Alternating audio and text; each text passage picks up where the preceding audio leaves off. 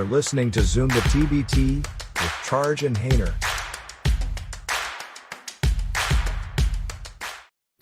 Hey guys, it's Charge Hainer at Zoom the TBT, and we have Tom Bellotto of the Next Prospect as our guest tonight. We want to talk a little bit, getting right into it, about what's happening in Ukraine and Russia. There's obviously a major conflict there. It's completely changing the face of European basketball right now, which obviously, as a lot of TBT people know, is a big deal to our fan base.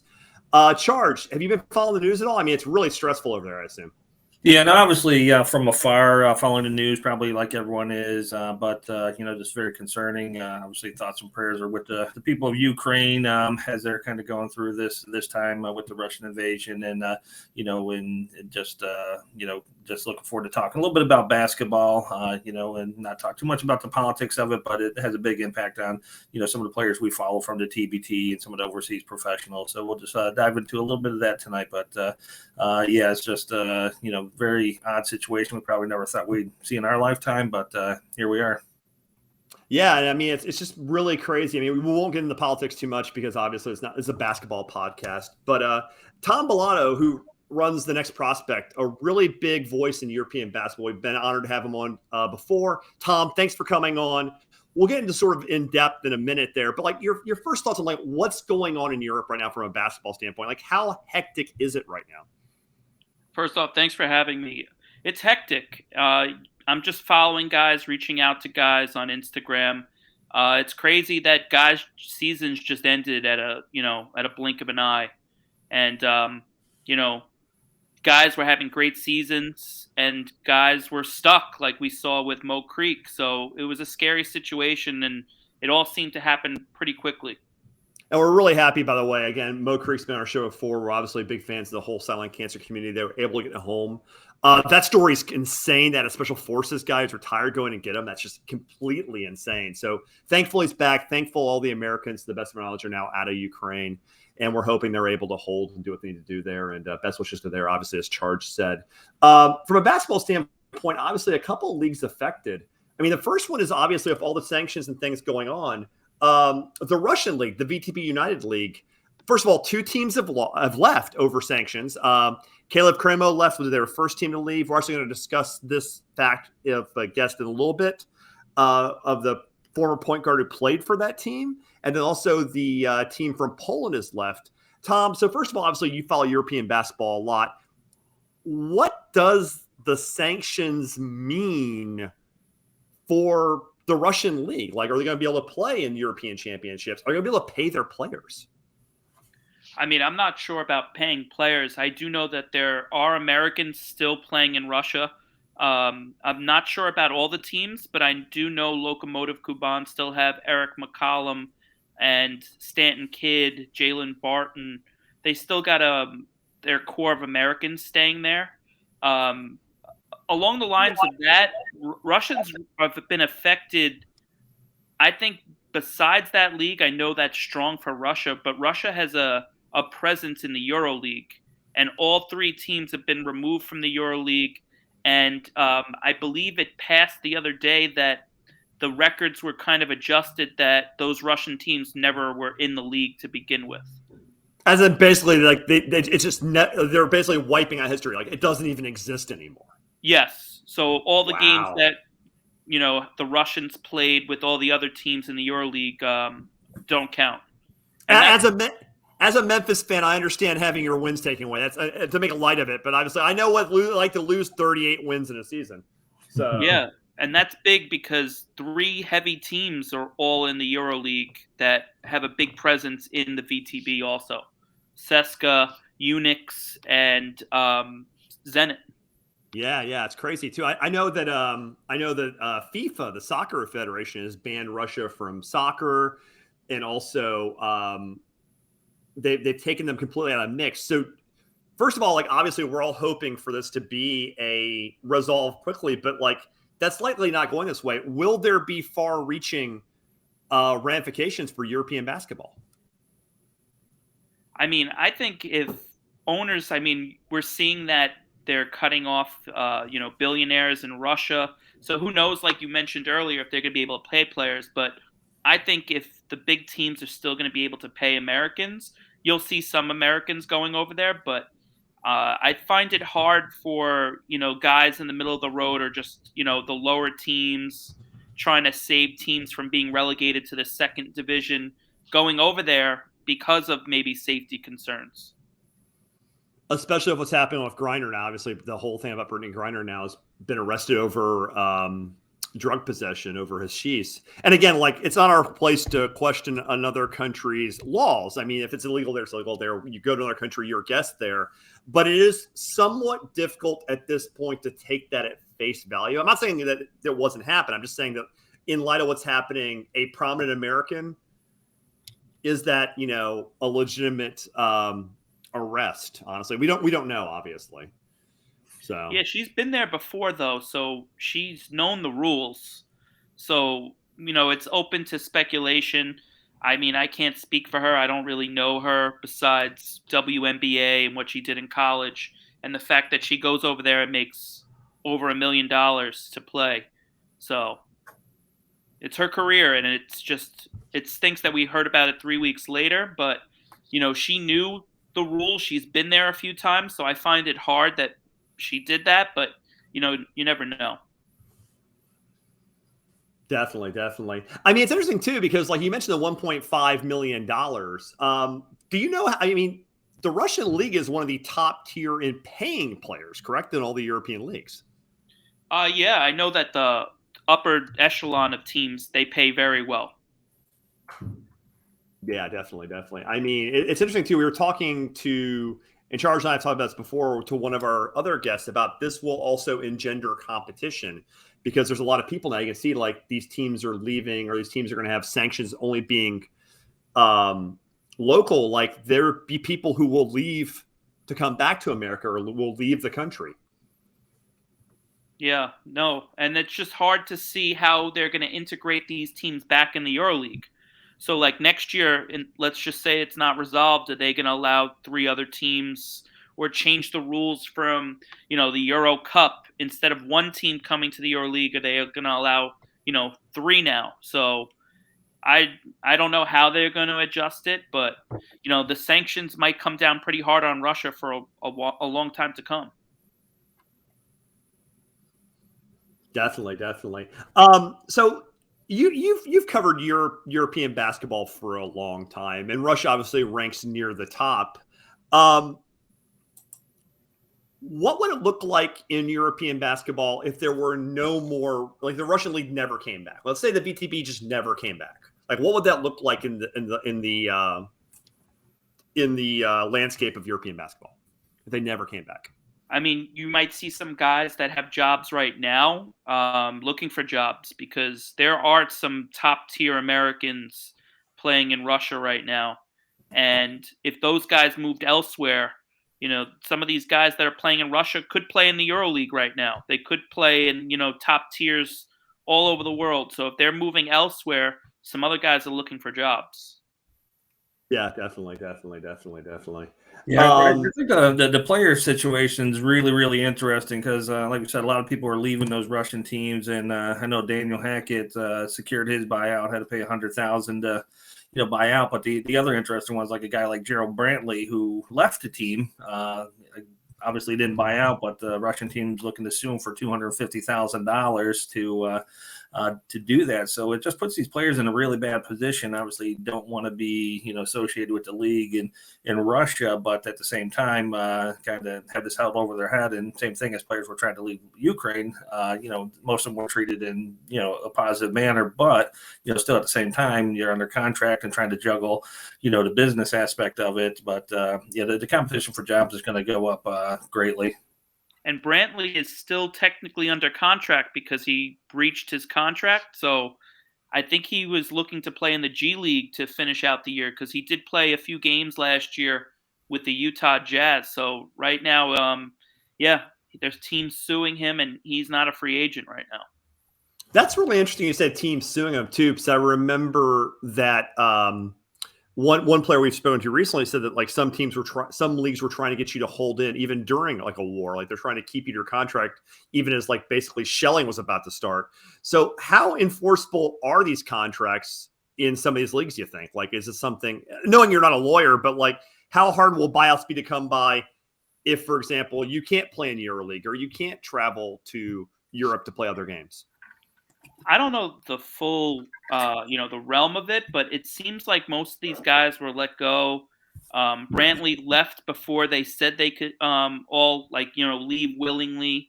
And not just to talk about Americans, but some top tier Europeans left their clubs also because they didn't agree with the war. So, Russia's hurting because, as much as there's competition there, the top teams and the EuroLeague teams did lose some main guys. Yeah, okay. Yeah, that totally makes sense. I mean, the Russian league is going to end up being more isolated amongst the country. So let's talk a little bit about the other country in this story, which is the Ukrainian League, which essentially, I guess, doesn't exist now. I mean, one of our guests we're going to talk about with on the show played for Kharkiv. And obviously Kharkiv, I mean, we're not even sure that stadium is still standing, obviously. So I mean, it's almost impossible to predict when Ukraine is going to come back because we don't know if the country will still be a country at any given day. I mean, they're holding now, but, the hope is they'll still be a sovereign nation at the end of this. So it seems kind of ridiculous to discuss that. But you were telling me today that one of the teams, the defending champs, may have just shut down operations for the whole year. BC Promedy, they have DJ Steffens, DJ Kennedy, big TBT guy, Sean Evans, D'Angelo Harrison, and Chris Dow. Yes, essentially the Ukrainian League was done, but this team was still in the Basketball Champions League, which they took a lot of pride in. They were the top team. They were 25-1 in the Ukrainian League, and I don't think they were going to fare too well. They weren't doing too great in the Basketball Champions League, but their team basically ceased and desist everything, and they were focusing their money and resources on the war effort. And I did reach out to some of these guys. D'Angelo Harrison went back to Italy, to the club he played for last year. Steffens is still looking for a club. DJ Kennedy is a big name that he came mid-year to this team in Ukraine, and he literally changed the landscape of the team. We know his game. He's a top free agent. It's basically, free agency towards the end of the year for most of these European teams. Yeah, so I mean, it's pretty interesting. And you mentioned that Promedy just shut down because they're trying to focus their resources. Also, are they just simply – do you know what percentage of a team's revenue comes from the domestic leagues versus like their sort of cups? Because, for example, I know that like in soccer, you talk about the leagues, they'll play the domestic league and then they'll play their European championships. It's almost like they have to have two teams of players because of the nature of the schedule. Like, is it just infeasible for a team that can't take their domestic pay to still play in Europe? There's just not enough money to do it anyway. Some of the big clubs, they have the money for it.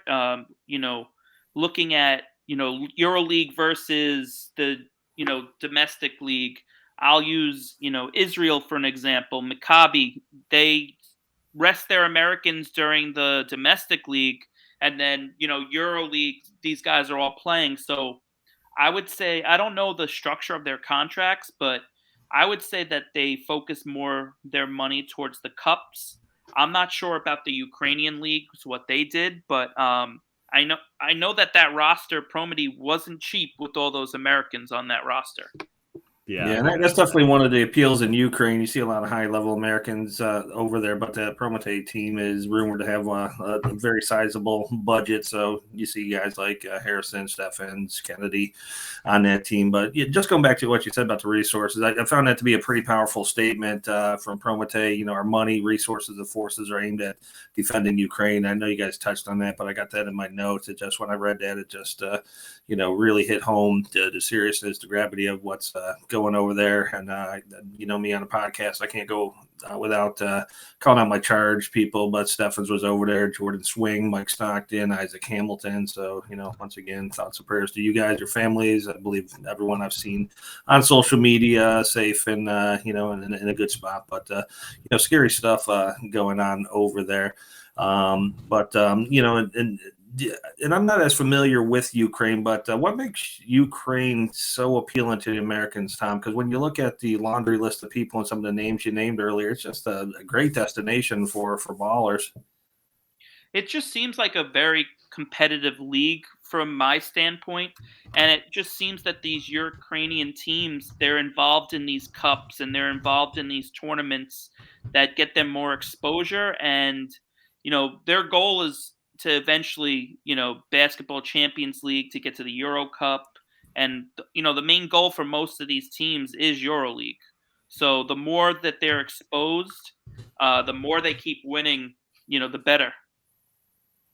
Yeah, and it's been great to see all the support from Ukraine. I mean, not only, kind of the people, resources, monetary, things of that nature, both abroad and across the world. But I know Zalgiris is kind of honoring the Ukraine teams. They've switched their jerseys to a blue and yellow from their standard. I believe it was green. I'm trying to recall my memory here. But, great to see things like that happening and getting the support from the basketball community as well. Yeah, I think that's a great gesture that they did. And yeah, I mean, it remains to be seen what this Ukrainian league looks like in the future. Who knows? I know the national team was out of the country playing their games, so they were safe, but I know that their families were back in Ukraine.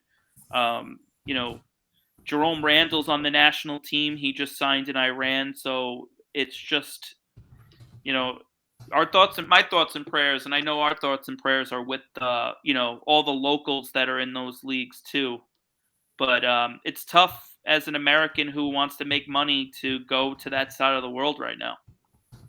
Yeah, no, it's really strange, and I mean, it's I kind of thought as a society we were just past, and this is incredibly naive. I feel dumb even saying this, but I thought society were past somebody acting like they were a house cat and saying, I want this, and swiping it, and not just a piece of land, but literally a whole country. And I mean, it's interesting to see the political and the humanitarian ramifications, but it is helpful while it's on a much smaller scale to kind of understand this terrible sort of thing in a basketball standpoint. At least we understand. Tom, any closing thoughts about what's happening that you'd like to share with our listeners about like what this all could mean? I mean, this could change everything for locals, and it could change everything for Americans looking to make money in their careers. I know this was a great year to stay home and play in the G League because of all the COVID and the 10-day contracts, but a lot of these guys need to support their family, and a lot of these guys want to play at a high level overseas. So jobs that might be hard to come by if Russia and Ukraine are out. Yeah, definitely. And it has ramifications on the world stage, not just politically and humanitarianly, but even on the hardwood. Tom Bellotto of The Next Prospect, thanks again for being our guest. We always love having you on. Can't wait to see you again as the TBT season comes forward. Thank you guys for having me. Thanks, Tom. And after a quick break, we're going to go ahead and introduce an interview we did with Mike Davis of D2, who was playing in Kharkiv, and see what it was like to play in the Ukraine near the end of the Ukrainian basketball season. Coming right up.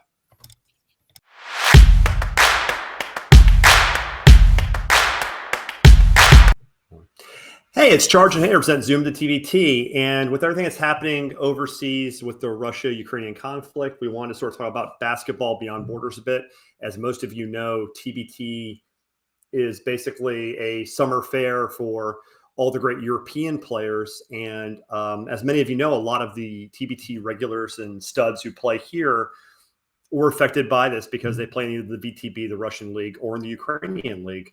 And to sort of give that perspective, we have D2 standout guard and leading scorer for Kharkivski Sokoly, Mike Davis Jr. on the podcast tonight. Mike, how you doing today? Good. I'm good. How about yourself? Yeah, I'm doing okay, man. I didn't have to leave a country during a conflict, so I'm okay right now. I'm much more in comparison. So before we get into the basketball a bit, like obviously, what makes this kind of an interesting story for people is that this is really human interest, and this is the first land European war in like 80 years. Obviously, thankfully, and the entire TBT community is thankful for this. You were able to get out before it really got hot. Like you were out a week or two before the conflict. How tense was it over there knowing this was coming down the pike? I would just say it was a lot more tense for the foreigners in the country. all the Americans on my team, we're a little bit on the edge, antsy, asking questions, worst case scenario, how we're going to get out. But as far as like from the Ukrainian standpoint, they're a little bit more laid back, like kind of blowing it off, which was like kind of alarming to some of us because we were like, they're not bringing 150,000 troops to the border for no reason. So, something's gonna happen. It's just a matter of when. So it was hot and cold for the foreigners and the Ukrainians. Yeah, so kind of looking at the map too, you're looking at where your team is, and if you look at the map we have on the screen now, the Kharkivski Sokoly team is in Kharkiv, and it's right on the border of Russia. So it's literally one of the town. I mean, we're recording this the evening of 3/1/22. This episode will probably come out sometime next week, so we're going to be a little bit time delayed as we get content together. But they're currently under attack as we're speaking. They're being bombed literally now. You still have friends over there because even though you've left and you're safely in North Carolina now, you still have friends that are there. Like, how concerned are you for your teammates who are Ukrainian?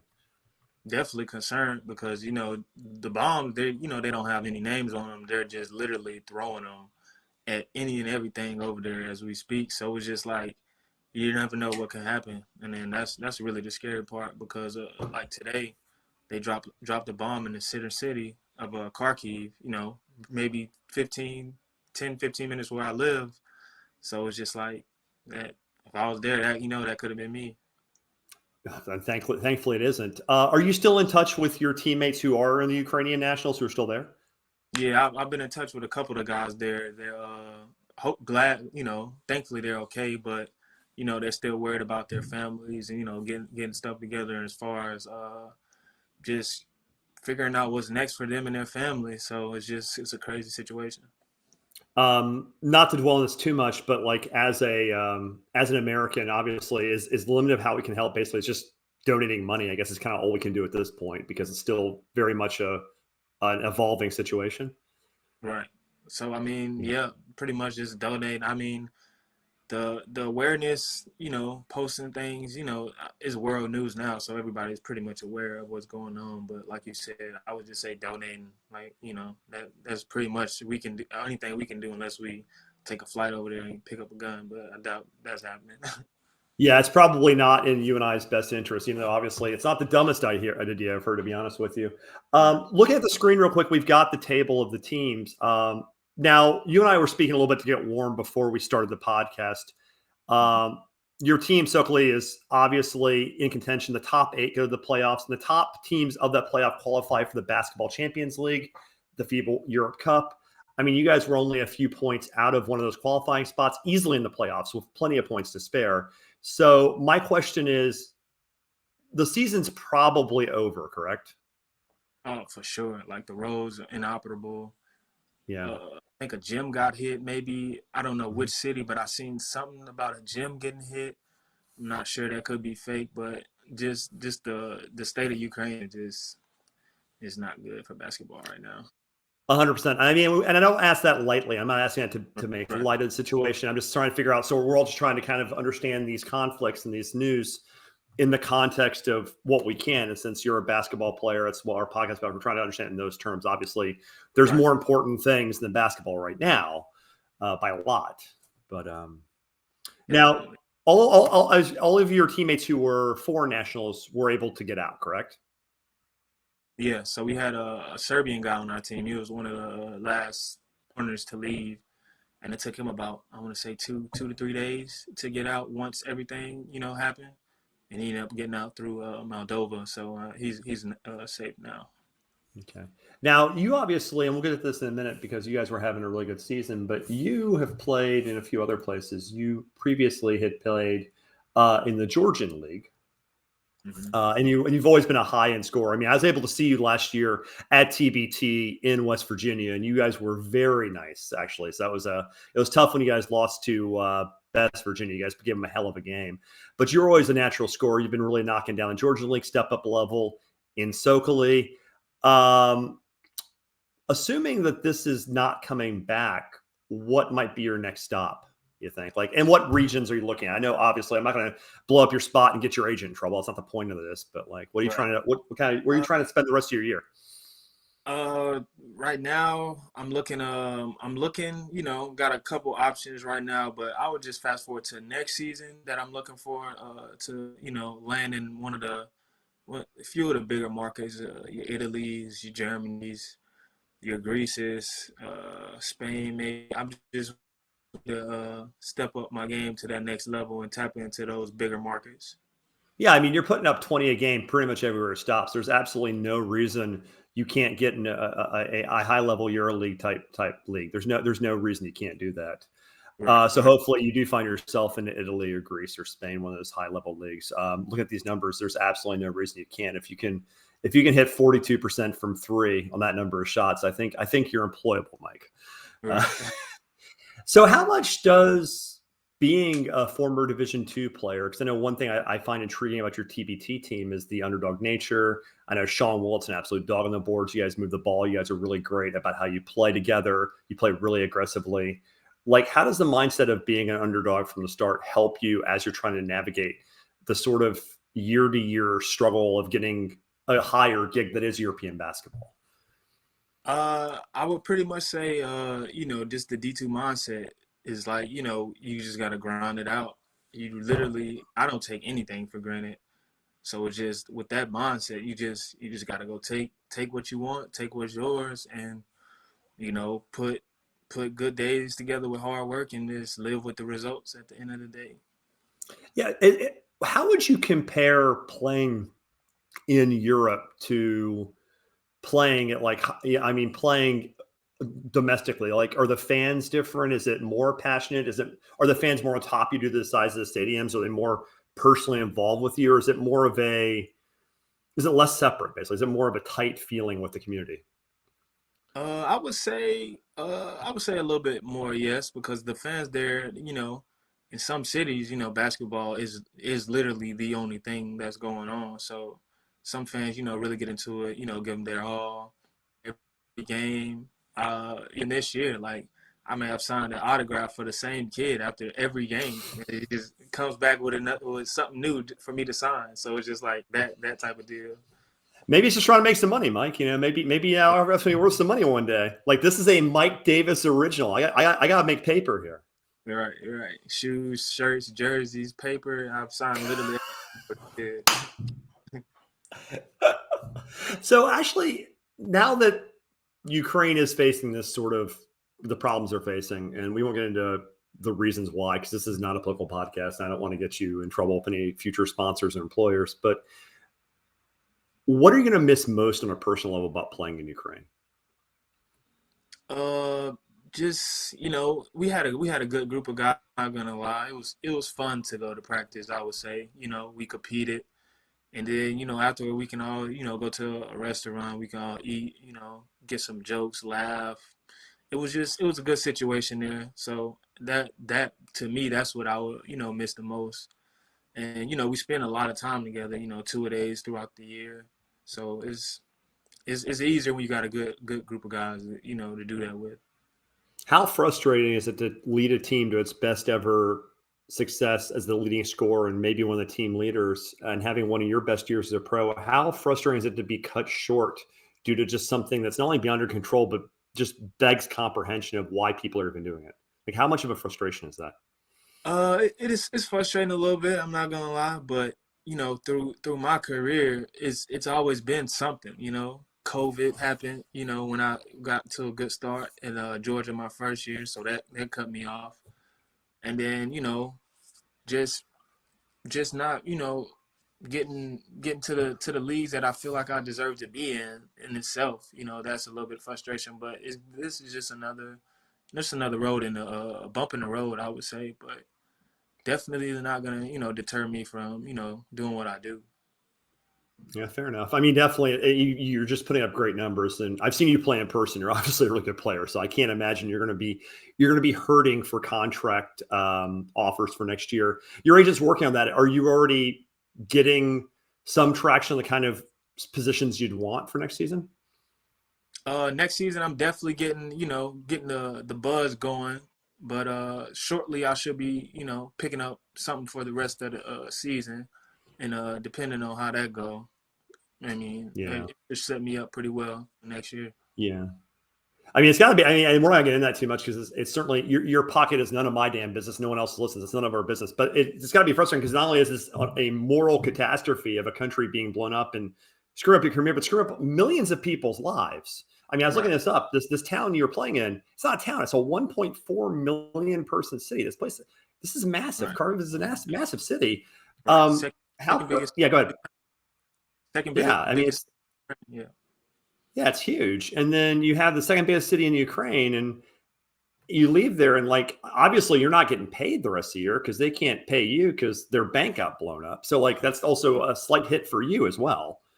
Definitely, a lot of guys, outside of the Promete, I'm pretty sure their stuff's fully guaranteed because $3 million team. So it's just like they flew their team out, and yeah, they're in the Czech Republic now. Yeah. Right. So, they're guaranteed. Everybody else, took a hit. Everybody. Yeah. So it's just like that deal. Yeah. So, I mean, go ahead. And I feel like, some of the guys that stayed a little later than what they should, maybe was, trying to wait for that last paycheck. I can't really speak, to why or that's the reason, but, I definitely thought about, let me stay a little bit later, try to get a little bit more money. But to me, it wasn't worth it. And then again, I don't want to say that was the reason why guys stayed. I'm just, could be. Yeah. I don't know. I would say that. No, there's lots of reasons to stay. Maybe you think it won't happen. Maybe you're enjoying the season. I mean, you clearly made the right decision. That's not even a question looking back. Right. What do people not understand? Because we talked to a lot of guys in TBT who play in Europe. It's a pretty common thing because most of the TBT competitors are European overseas players.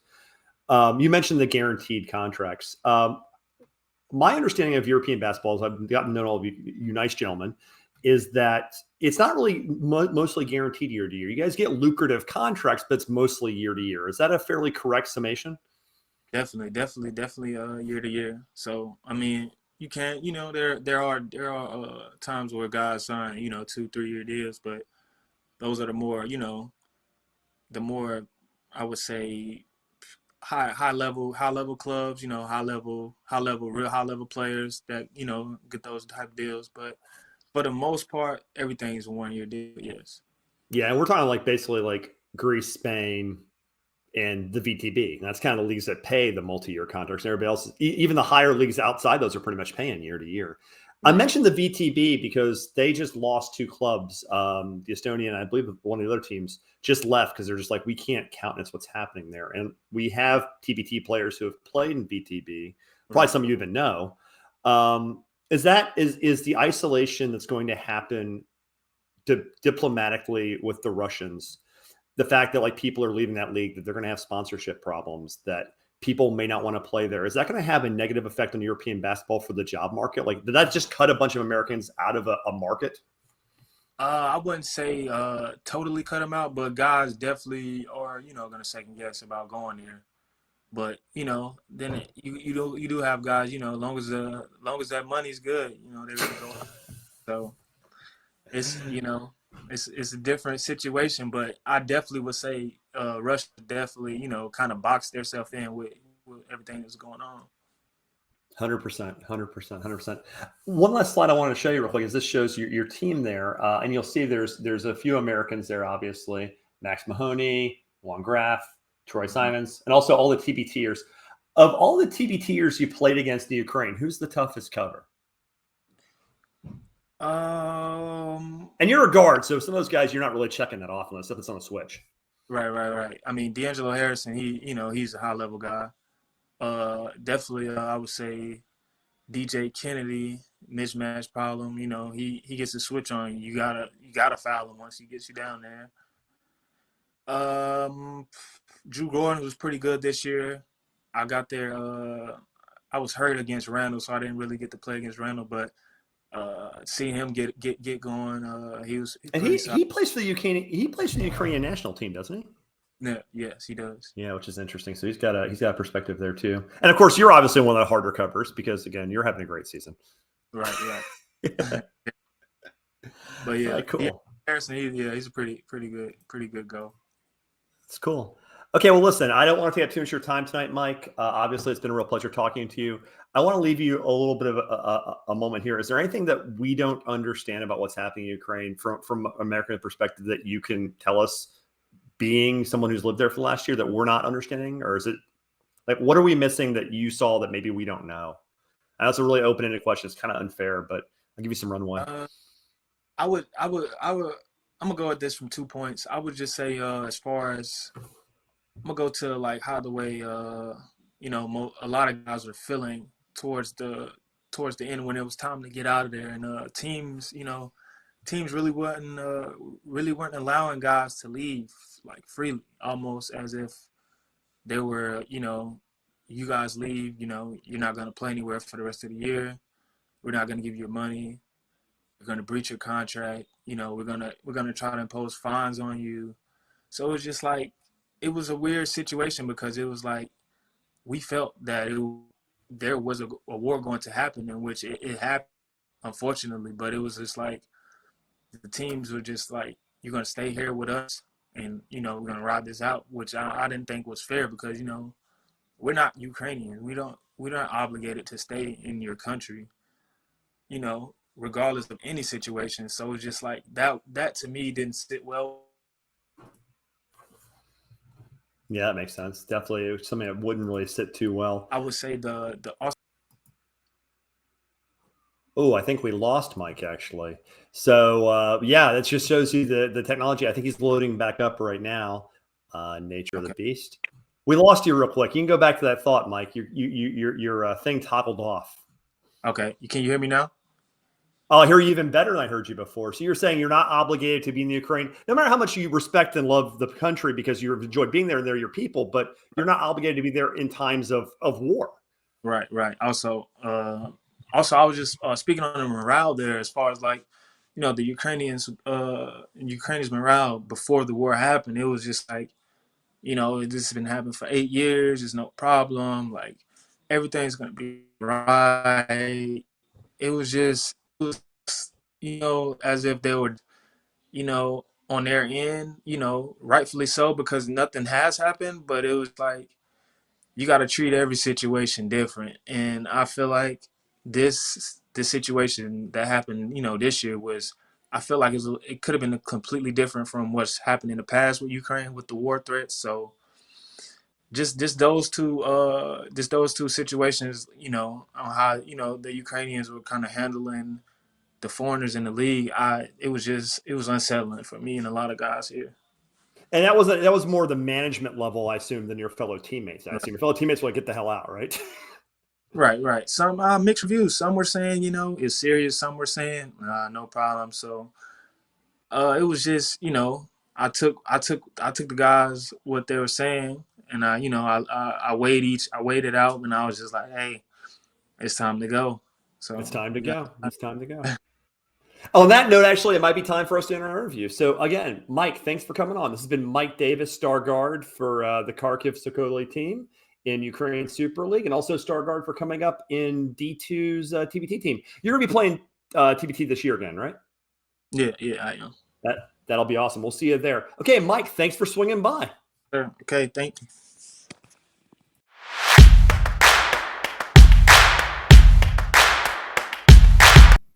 Okay, so we just watched the Mike Davis interview. Charge, you had some thoughts on that.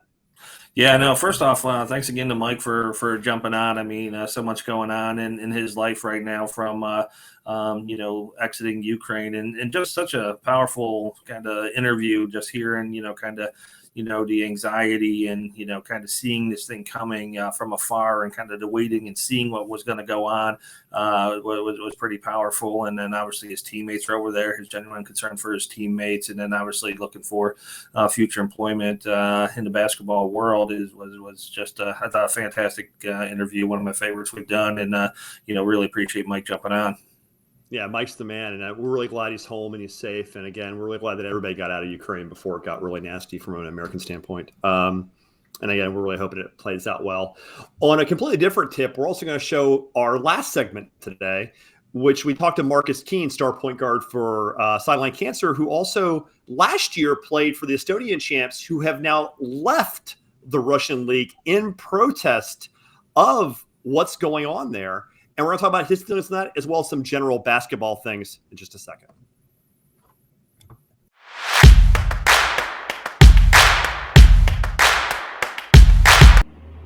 Hey guys, Charge here at ZoomTheTBT, and we're doing our little bit of a European-based show talking a little bit about world affairs and how the Ukrainian-Russia conflict is basically affecting European basketball.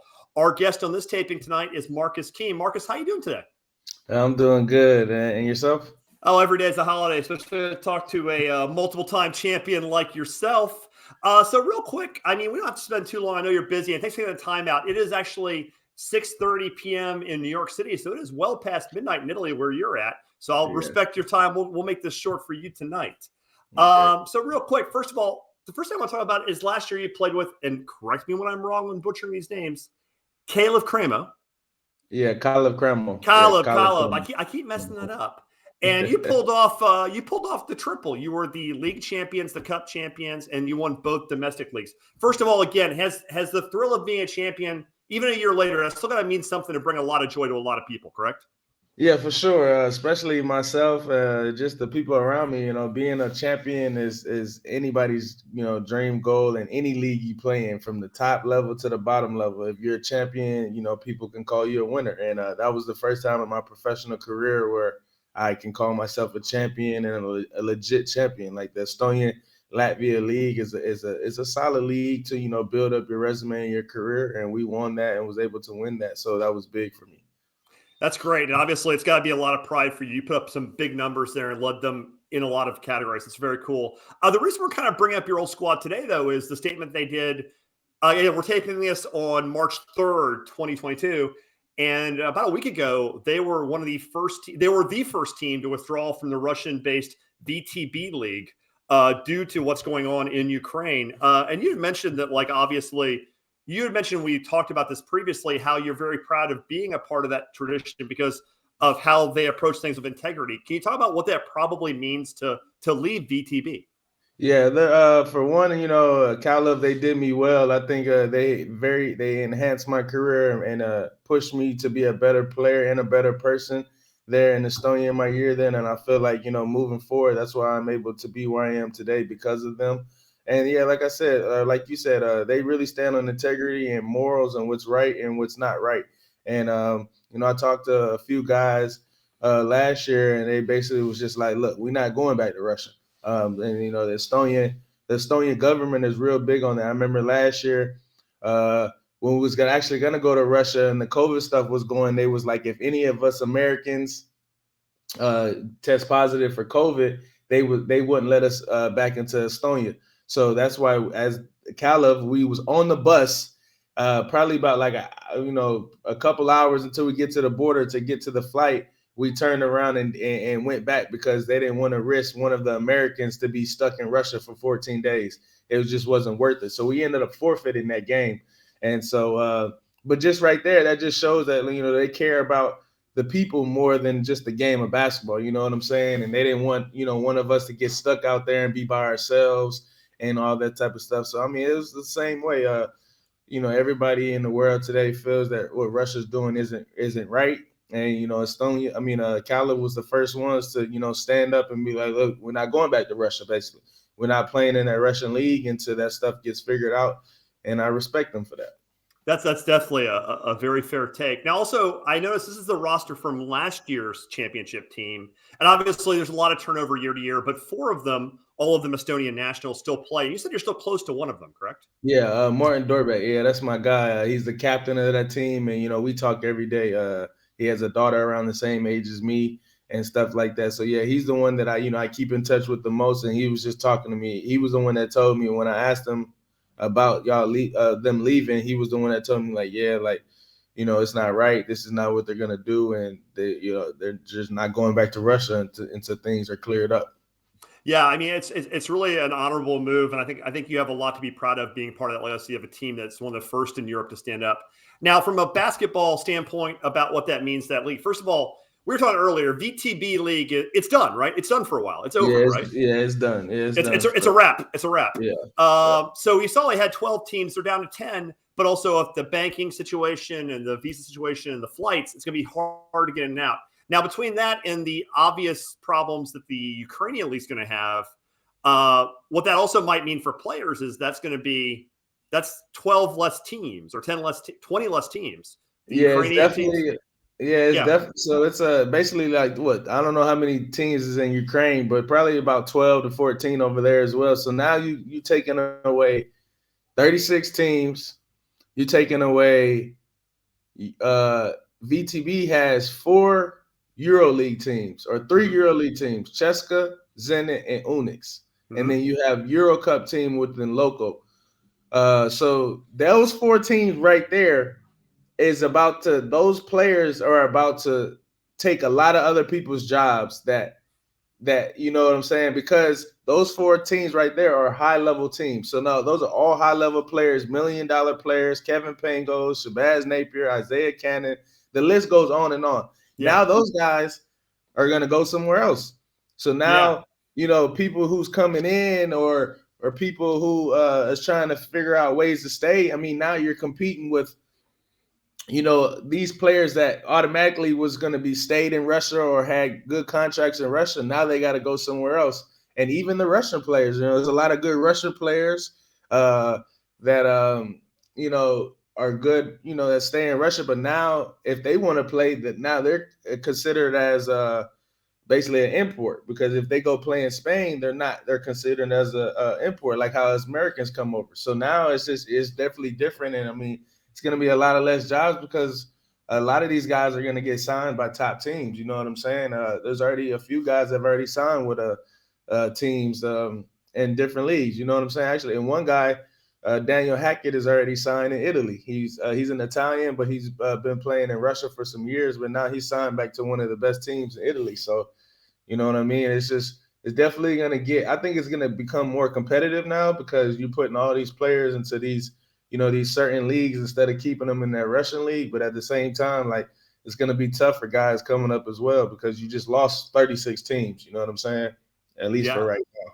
So. Absolutely. And I would assume maybe the Russian League, VTB, which is ironically sponsored by a bank, it sounds like, which is hilarious because they're under massive sanctions right now. So they're sponsored by somebody who can't even withdraw their own damn money probably right now. Yeah. So these guys can't pay their own sponsorship fees, and you got all these different jobs happening. I mean, the Russian League may recover in a year or so if this all gets resolved, if the end game is peaceful. But the Ukrainian League's done for a while, I'm thinking. I was talking to somebody else. It might be 2 years out before it even tries to come back. I'm thinking that too. Like I said, I don't know much about the Ukrainian League. I know obviously my teammate Mo Creek played out there, and he just got out. He just finally got out. Thank God for that. You know what I mean? All love to God, and the people in his corner, everybody in his corner who Sideline Cancer family who helped him get out. Much love to them as well. That, like they always tell us, it's bigger than basketball. You know what I'm saying? They was the first ones to try to do everything in their power to get Mo home, and it was able to work. So, like I said, but getting back to the Ukraine League, like I said, now all these players got to find somewhere else to go, and Ukraine is obviously going to recover. I mean, it's taking the most punishment from this right now. So it's going to be a while, I'm pretty sure, for them. But I know definitely that Russian League it'll probably be done for a minute as well, too.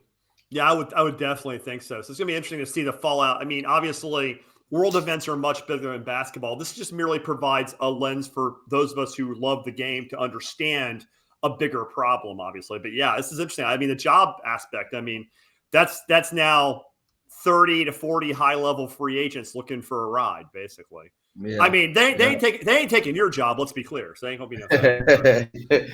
Look, they ain't taking my job, but now I got to compete with some of these guys to get up to the higher level. So speaking of the higher level, like every other really high-level international player, your passport is well dog-eared. We actually corrected the slide before we got into on to taping, these are just stats from European teams. This is not your domestic G League team with the Memphis Hustle. Shout out to the 901 as a Memphis guy playing in South Haven, putting up numbers there. You've been South Korea. You were my dirty little secret of midnight watching basketball in Taiwan when I needed a fix during the bubble. What was that like being? Because I guess you were the first people to start up playing again, right? Like you were the first basketball post-COVID, right? Yeah, well, even during COVID. So when COVID all happened and they shut down all the leagues, the league I was in Taiwan was the only league in the world playing basketball, and we was in the playoffs. And then it was like towards the end of the playoffs, it was 2 teams left, and literally nobody else was playing basketball. We had like a little story on ESPN about how they was talking about our league and about how the NBA should try the bubble thing, and they got it from Taiwan because it was talked about, and we was the only people playing basketball. So I was very grateful for that because when COVID happened, everybody stopped getting paid and all this, and I was still collecting checks and playing the game that I love. You know what I'm saying? So that's all the man above once again, looking down and looking over me and whatnot. But yeah, so Taiwan did good. Like I said, I was the only one playing there, and then moving forward, the bubble stuff had started working for a lot of other leagues and stuff like that. It's funny too. I just realized talking to you right now. Are you the only player to play in 2 bubbles? Because you played in the Columbus bubble for TBT, which is a photo of you right there is of. But also you played in the Taiwanese bubble. Is there anybody else who's done a double bubble? I mean, I have no idea. I mean, I don't know. Probably I was the only one. Because like I said, the one thing I started off the bubble. You know what I'm saying? I was the first one to actually do the bubble. And then, like you said, we came back and did the TBT bubble. So I did 2 bubbles before anybody did 1 bubble. So you know what I mean? I probably am the only one that did 2. So bubble trouble. I also love the fact I look at all these logos. While I love American sports teams, these logos you see such a varied degree of, like Kalev, like the Cramo one's so classy and so sort of like very stylistic versus whatever the hell that Luzon Dino is. Like, that's ridiculous. Like, that's a ridiculous thing. That's got to be awesome to like buy that and be like, who do you root for? I root for a cartoon dinosaur. Like, I absolutely love this. So obviously, like most players, you've gone up the ranks and you've never been in a bad league, but you're now basically at a high level league. You're in Italy A. You're in a league that people aspire to play in, and you're still putting up, basically 20 a game in a high level league. Obviously, you're enjoying that. What's it like stepping up from admittedly a great league in Estonia, which is a fantastic league, to Italy? Like, how much of a step up is that? And no disrespect to Estonia, obviously, but like, how much of a step up in competition is that?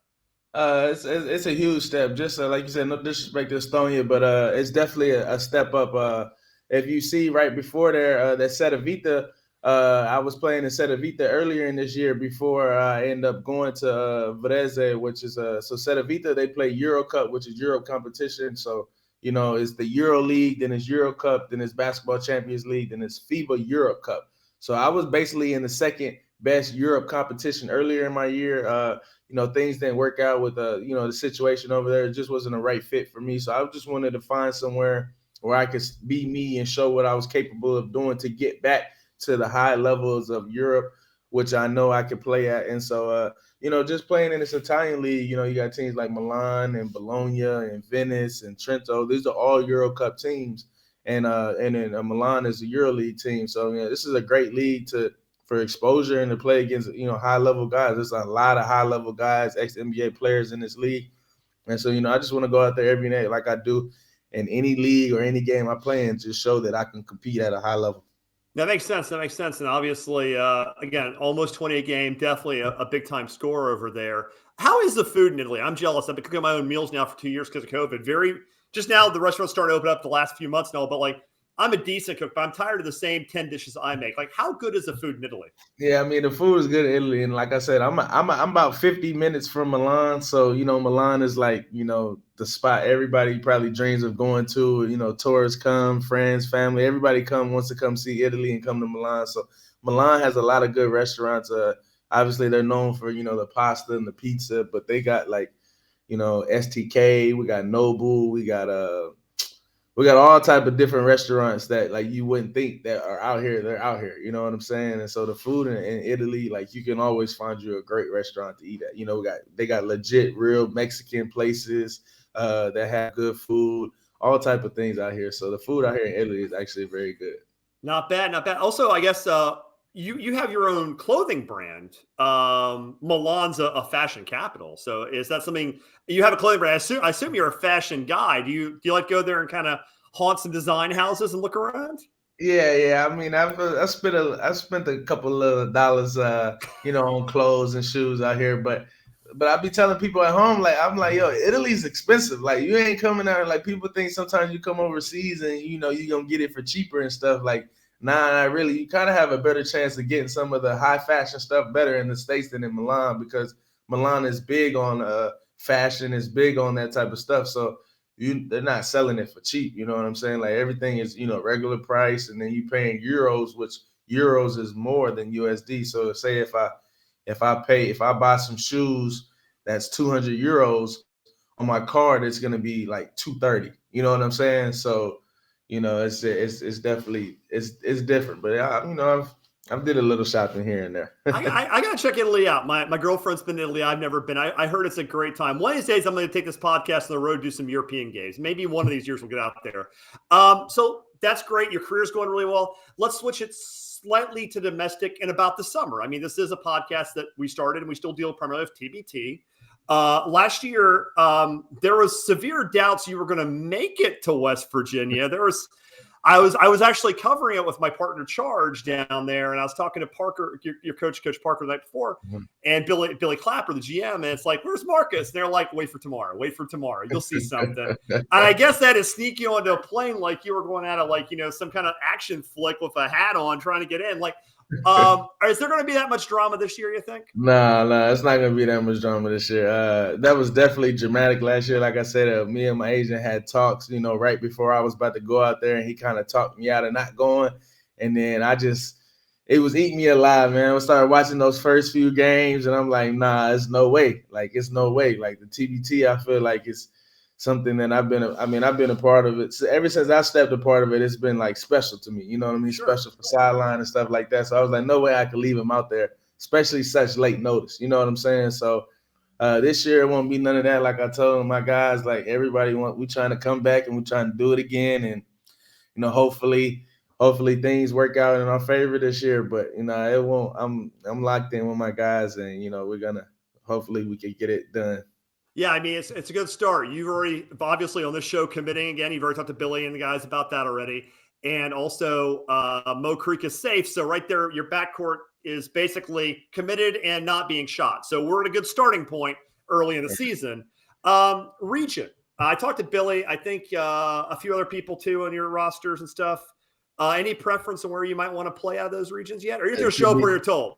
Yeah, I mean, to be honest, I was actually gonna have a conversation with Billy coming up this week, but I've seen the regions, but I haven't really been paying attention to that right now. I'm still focused on my season. Of course. Focusing on the European stuff, and then obviously, once that is done, then we'll I'm gonna start getting locked in for the TBT and stuff. But I seen the region, but I can't off my head, I can't remember where, but I mean, definitely we would probably want to go where, we can get the most fan base or just have the most legit chance of getting to the Elite Eight. You know what I'm saying? And once you get to the Elite Eight, none of that matters. But, fan base, having crowd, certain matchups, certain teams that's in, certain regions. Like, you know what I'm saying? Like, at the end of the day, you can't run or duck from nobody, but you can still play it smart. You know what I mean? You can have a smart route, take a smart route.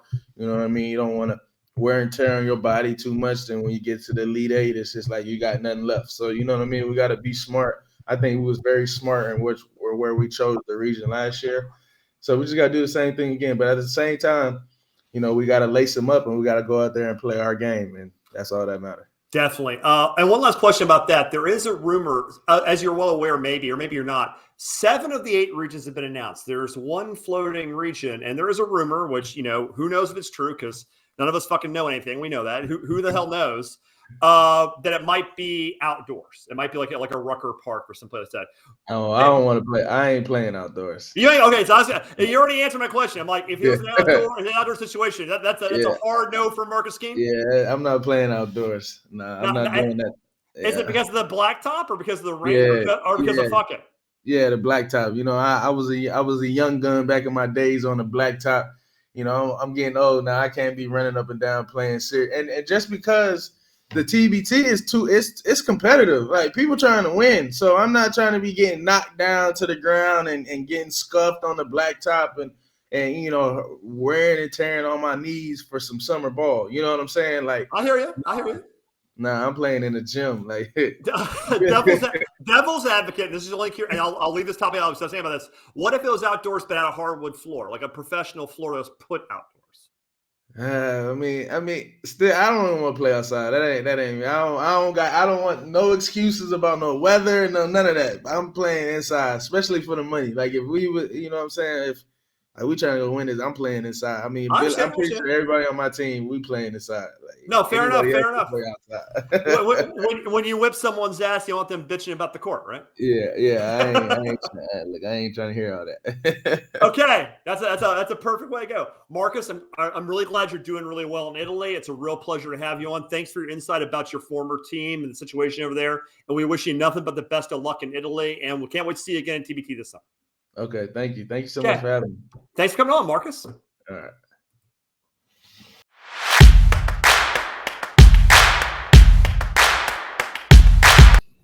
Again, it's always a pleasure having Marcus on. Good friend of the show and a star point guard and a hell of a guy to watch. Charge, I mean, it's got to be a point of pride to play for a team that had the kind of stones to make that kind of a move.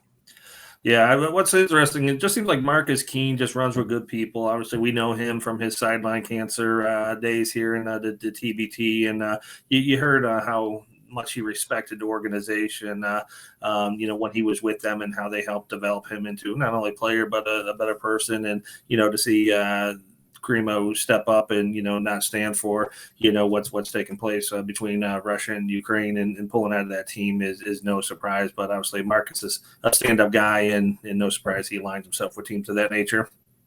It is kind of interesting to see the sideline cancer community weave a little bit in here because obviously Mo Creek was one of the last guys out, if not the last American basketball player out. You've got Marcus playing for a team that's definitely a part of the story as well. So, again, fighting for a cause means you do tend to roll with some good people. Also, from a purely basketball standpoint, Marcus is not playing outside. So, like, if it's at Rucker Park, Marcus is not playing, which I found pretty interesting.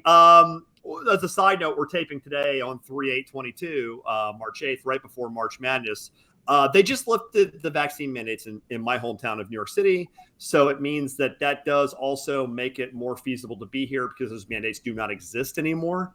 So that might make some teams that were vax hesitant able to play here, which is one consideration if it does end up being at Rucker Park.